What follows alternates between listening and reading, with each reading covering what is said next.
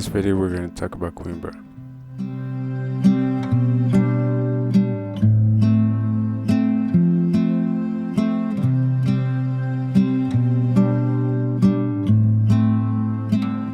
Coimbra is around halfway between Lisbon and Porto.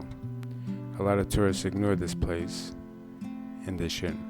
Coimbra is the third major city in Portugal with a population of 265,000, and its history dates back to Roman times, when it was an important city which later became the capital of Portugal between 1131 and 1255, being the birthplace of many kings, then turning it into a cultural center, having one of the oldest universities in the world. It's a city much calmer than Lisbon or Porto, without all the tourism. Much calmer than Lisbon or Porto. In comparison, Coimbra is a pearl without all the multitude of people. With a lot of sights to see, Coimbra has quite a few reasons to go visit. Here are a few. Let's start with the history of the University of Coimbra. It was originally founded in Lisbon in 1290 before it was transferred to Coimbra in 1537, turning it into one of the university's oldest in the world. It's localized in the old palace, medieval palace I should say, and it's generally local, exceptional, with a mixture of different styles architecturally, and it's a UNESCO World Heritage Site. Its location, located on top of the hill, you can see epic views of the city and beyond. The university is divided in various sites. One of the most famous sites is its library. In this building, you have a vast collection of documents, many of which are very rare and very old. However, you do need to make a reservation, and while going inside, no cameras are allowed. These libraries are splendidly decorated, and next to the main library there's a small chapel which is majestically decorated, especially this Baroque organ. Now these arcs in the cathedral are magnificently preserved, and one would think and expect that these arcs are not as large as they appear, at least on video. This is a beautiful cathedral, and I highly suggest if you go to Coimbra to go visit. This site also contains an exquisite cloister which can be walked around.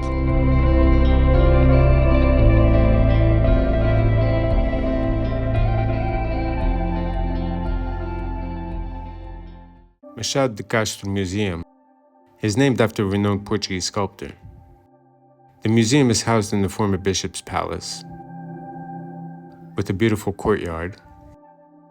Entrance to the museum leads to the new restaurant, as one can see here.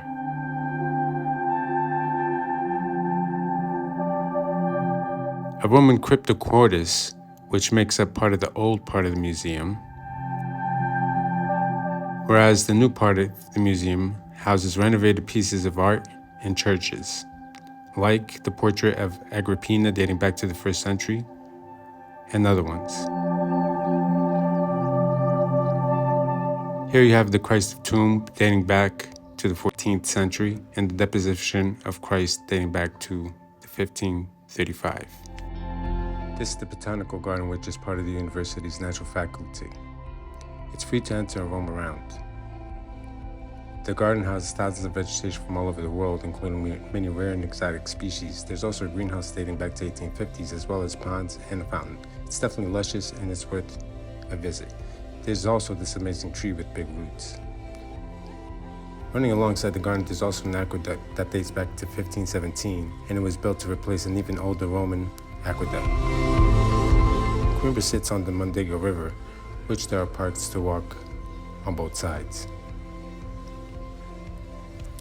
Near to the river, we find the former monastery. This time it's a ruined one, the monastery of Old St. Clair, or Mosteiro de Santa Clara.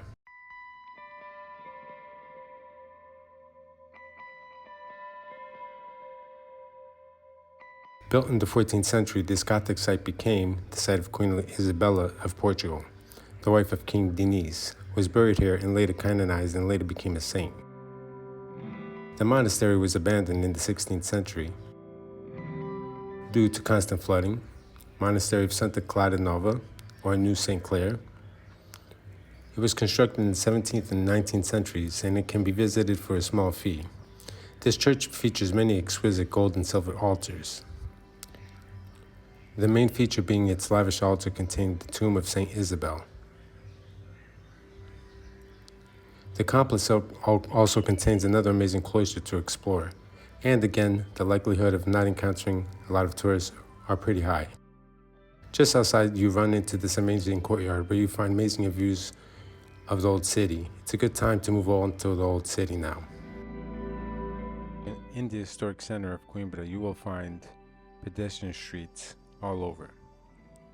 In the middle of it all, you'll find the Praça 8 de Maio, also known as May 8th Square.